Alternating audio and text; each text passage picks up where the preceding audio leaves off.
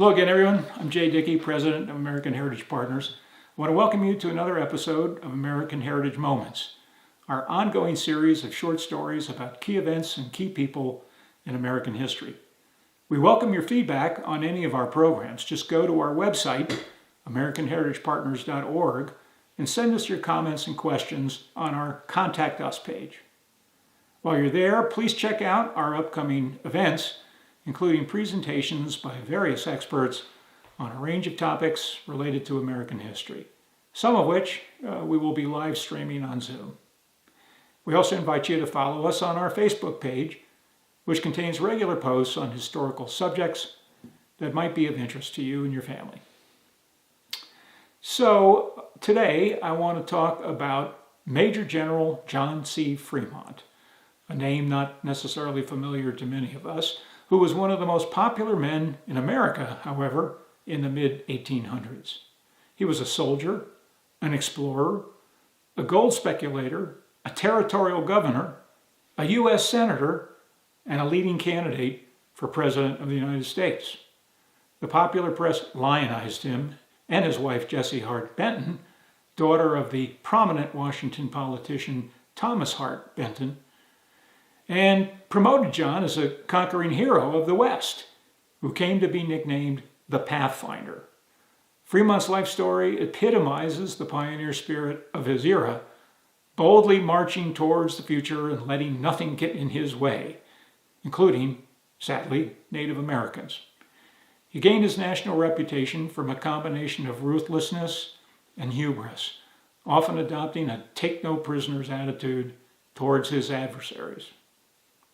Fremont was born out of wedlock in 1813 to Anne Beverly Whiting, who was married to Major John Pryor, but was involved in an extramarital affair with Charles Fremont.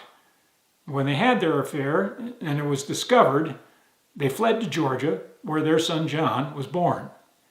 And when he was 5 years old, his father died and the family moved to South Carolina. Within a few years, Fremont embarked on a series of adventures, including a stint in the fledgling U.S. Navy in the 1830s, followed by an appointment to serve in the U.S. Topographical Corps as a surveyor. No doubt it was this job that sparked his interest in exploring and surveying the territories of the West, an avocation he pursued in the 1840s and for which he achieved great notoriety back east. He led three major expeditions during the period 1842 to 1846, the last of which embroiled him in warfare against Native American tribes in California and Oregon, and led to the deaths of hundreds of Indian men, women, and children. Among his men in those conflicts was Kit Carson, whose life he saved during a battle with the Klamath Indians in 1846.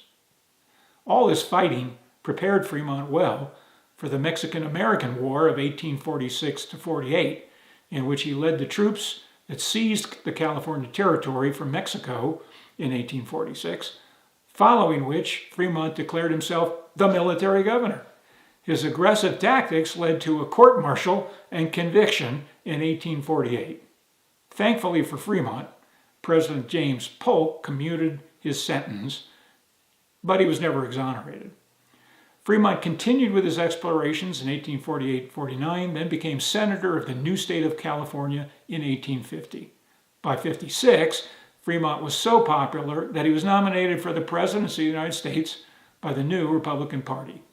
Fremont lost to James Buchanan, who bested Fremont in the popular vote by 500,000 votes.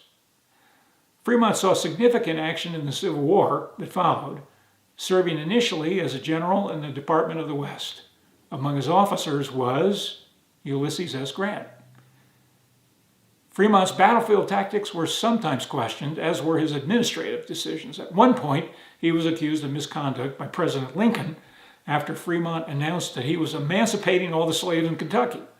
Lincoln decided not to court-martial Fremont, but relieved him of his command of the Department of the West. Fremont sat out the rest of the war in New York City after refusing a post in the Army of Virginia. In 1864, Fremont's supporters, outraged over Lincoln's treatment of Fremont, nominated him for president as the candidate of the quote, radical democracy party, unquote. Fremont lost, of course, and his political fortunes faded. For a period of time, he lived in Arizona, where he served as territorial governor from 1878 to 1881. After retiring from politics, he and his wife Jessie moved to Staten Island, New York, where he died in April 1890 at the age of 77.